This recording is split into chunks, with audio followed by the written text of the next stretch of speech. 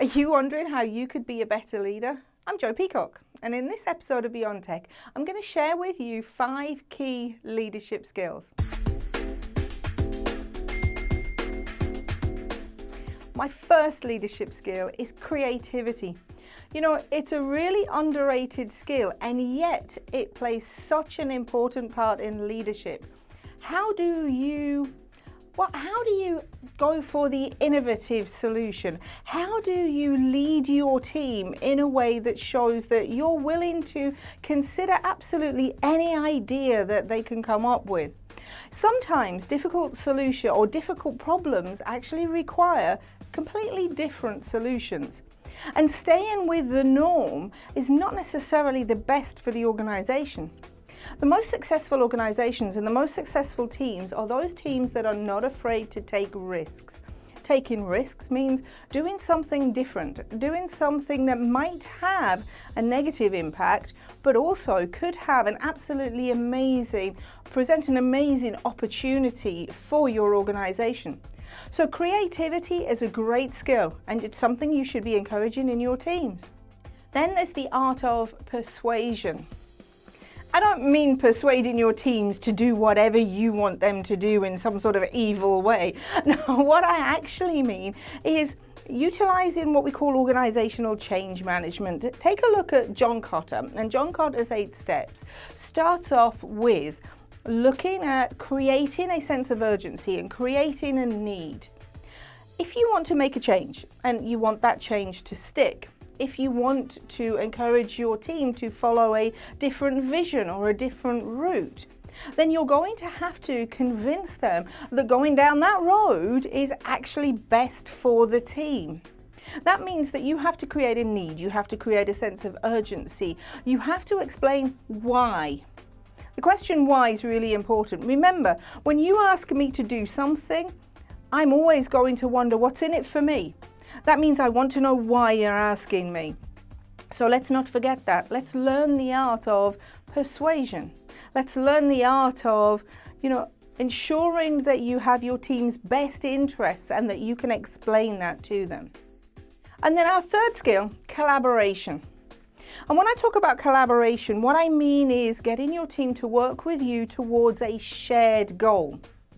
Collaboration over contract negotiation. Contract negotiation is where you actually take a team member or take a colleague and you say to them, okay, it's in your contract, you will do this, and therefore this is what I want you to do, because it's in your contract.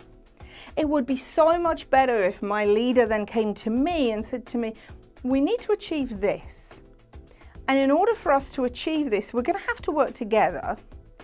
And this is how I think we could work. You're negotiating with me, we're collaborating. You're not saying to me, you've got to do this because you've got to do what I'm telling you to do because it's in your contract. No, what you're saying is, we've got this issue, this is what we need to achieve, how do we do it? This is collaboration, working together to achieve a shared goal. And what that means is that I have respect for you because you're asking me for my opinion. Fourthly, there's adaptability. We can call this agility as well. That means that we have to be agile enough as a leader to be able to adapt to any situation. Things are going to change. It's one thing that you know, in any organization, things will change. So that means that you have to be agile. You have to be adaptable enough to change when the circumstances change. And you have to encourage that in your team. And then fifthly, emotional intelligence. This is not about your IQ. This is about your EQ, your emotional quotient. And what this means is being aware of yourself. Do you know the impact that you have on your environment? It could be a really positive impact. It could be a really negative impact too. How do people react to you? Are they really, really pleased to see you, or do some of them just sort of walk the other way and pretend not to look at you? Emotional intelligence is understanding who you are, understanding how you react, and understanding the impact that you have on those around you. To be a great leader, you're going to have to practice emotional intelligence. And by practice, I mean work on it. Make sure that your emotional intelligence is as high as it possibly can be. So these were my tips for being a great leader. But if you've got any additional tips, please leave them in the comments below.